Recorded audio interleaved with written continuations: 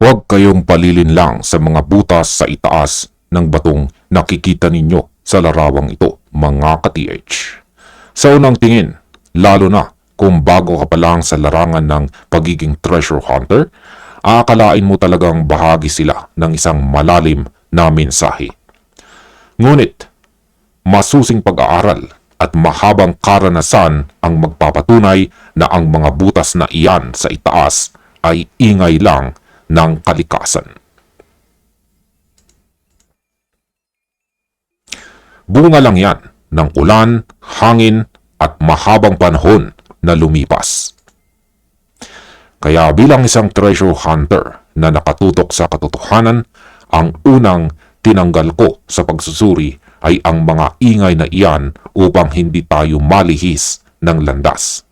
At dahil malinis na ang ating interpretasyon, mas lalong naging solido, mas lalong naging malinaw ang tunay na mensahe ng marka na iniwan ng mga sundalong Hapon.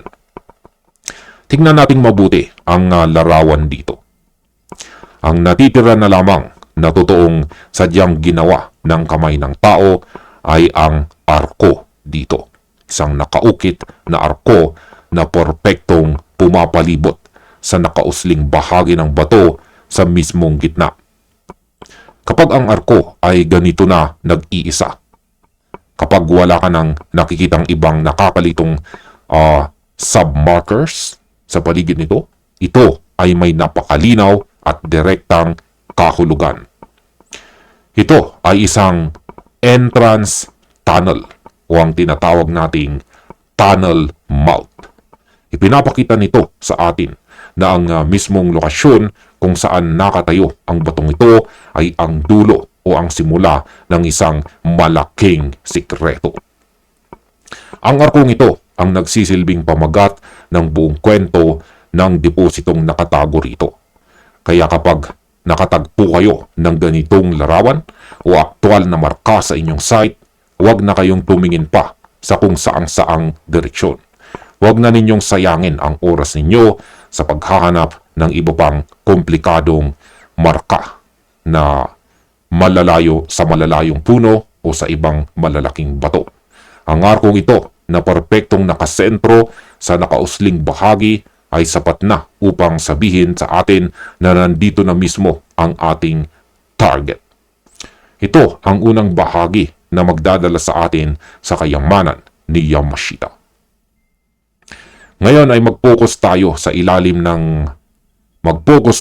sa lalim ng kahulugan nitong markang nakikita natin dito. Sinasabi sa atin ng marka na ang hinahanap nating lagusan, ito man ay isang natural na kuweba o isang artipisyal na tunnel na hinukay noong panahon ng digmaan ay hindi nakalantad o hindi nakita. Ito ay tagong lagusan. Hindi ito yung uri ng daanan na madali mong makikita habang naglalakad ka sa gubat o sa gilid ng sapa. Ito ay isang sealed entrance, isang silyado at nakatagong pintuan. Ang mga sundalong Hapon ay kilala sa pagiging napakatalino pagdating sa engineering at pagtatago ng kanilang mga deposito. Gumagamit sila ng malalaking harang, mga semento na hinaluan ng mga natural na luma at bato upang ang pinto ng tunnel ay magmukhang natural na bahagi lang ng burol, bundok o ng mismong kapaligiran. Kung dadaan ka lang ng mabilis, aakalain mo talagang isang solidong pader ng bundok ang iyong kaharap. Tingnan natin muli ang nakausling bato sa loob ng arko na nasa larawan dito. Sa aking sariling pagbasa sa markang ito, ang nakausling bahaging iyan ay hindi isang dekorasyon o simpleng disenyo ng bato. Ang nakausling iyan ay sumisimbolo sa tinatawag nating plug o ang mismong harang na kailangan nating matukoy at matanggal. Ibig sabihin ang batong ito ay nagbibigay na sa atin ng babala o instructional guide. Ang pintuan ay hinarangan ng isang malaking tipak ng bato o semento na parang tapon ng bote. Ito ang selyo na nagpuprotekta sa kayamanan ni Yamashita na nasa loob ng mahabang panahon. Bilang mga treasure hunter dito sa Pilipinas, alam natin na ang pinakamalaking pagkakamali na magagawa natin ay ang maghukay ng hula-hula o sirain ang isang natural na istruktura na wala namang kinalaman sa deposito. Ngunit dahil sa markang ito, binibigyan tayo ng katiyakan na ang harang na iyan ang susi. Ang nakausling bahagi na nakapaloob sa arko ang nagpapatunay na may malalim na espasyo sa likod nito na sadyang tinakpan upang walang sinumang makakapansin maliban na lamang sa mga marunong magbasa ng marka.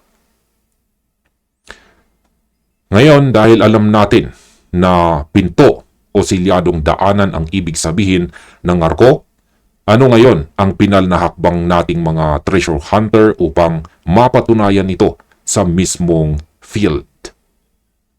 Dahil karamihan sa ating mga ka-TH dito sa Pilipinas ay walang mga mamahalin at modernong kagamitan, hindi natin kailangang mag-alala dahil may mga tradisyonal ngunit napaka-epektibong paraan na subok na sa mahabang panahon. Ang unang praktikal na hakbang ay ang alamin kung ang mismong likod o ilalim ba ng batong ito ang tinutukoy na daanan. Dito natin gagamitin ang pamamaraan na tinatawag nating tapping o ang mano-manong pagpalo sa bato. Maghanap ka lamang ng isang matigas na kahoy tulad ng kamagong o isang mabigat na rubber mallet. Isa-isang katukin o paluin ng may sapat na lakas ang paligid ng arko o ang marka dito. Pati na rin ang mismong nakausling bato sa gitna nito. Ang layunin natin dito, mga ka-TH, ay hindi para sirain ang bato, kundi para pakinggan ang bawat feedback ng tunog na ibabalik nito sa atin.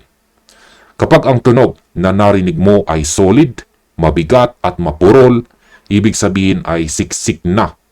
Yan, ibig sabihin ay siksik na lupa o totoong natural na bundok ang nasa likod nito. Ngunit kapag nakarinig ka ng isang hollow sound, yung tunog na parang may guwang, tunog lata o tunog kwarto sa likod ng pader na ito, diyan mo na malalaman na tama ang iyong pwesto. Ang tunog guwang na iyan ang magpapatunay na ang natural na itsura ng bato sa labas ay isang mapanlinlang na takip lamang. Ito ay patunay na sa likod ng makapal na selyo ay may bakanting espasyo o tunnel na naghihintay na pasukin. Ito ay napakamurang paraan. Hindi mo kailangan ng kuryente. Hindi mo kailangan ng baterya. Kailangan mo lang ay matalas na pandinig at pasensya sa pagbasa sa bawat inch ng bato. Ito ang tunay na diskarte ng isang matalinong treasure hunter kapag nasa harap na ng potensyal na deposito.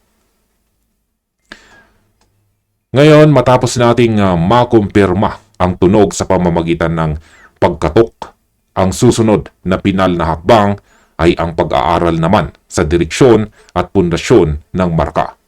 Kung mapapansin ninyo dito sa larawan, ang arko ay hindi nakalutang. Ito ay nakatapak ng direkta sa ibabaw ng malaking bato.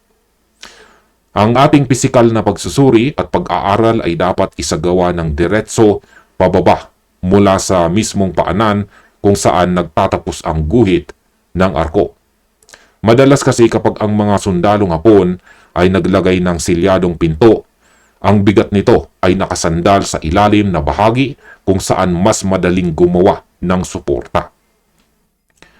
Kung hindi naman pababa, ang isa pang direksyon na dapat nating tingnan ng mabuti ay ang direksyong hinaharap o itinuturo ng mismong nakausling bato sa gitna. Isipin ninyo mga ka-TH na ang nakausling bahagi na iyan ay parang ilong o isang pointer. Kung saan ito nakaturo, doon madalas matatagpuan ang bagsak ng hukay o ang dugtong ng orihinal na daanan. Para sa mga ka-TH natin na walang hawak na kahit anong modernong instrumento, ang pagmamasid sa hugis ng lupa sa paanan ng arko ang pinakamainam na solusyon. Tingnan kung may sinyalis ba ang lumubog na lupa. mga batong hindi tugma sa natural na formasyon ng lugar, o kaya naman ay mga sadyang tumpok ng bato na nagsisilbing marker din sa ilalim. Ang pagbasa sa direksyon pababa mula sa paanan ng arko ay nagbibigay sa atin ng eksaktong point of origin para sa ating paghuhukay. Dito natin maiiwasan ang pagkakaroon ng mga maling tunnel na nagdudulot lang ng pagod at pagkaubos ng pondo.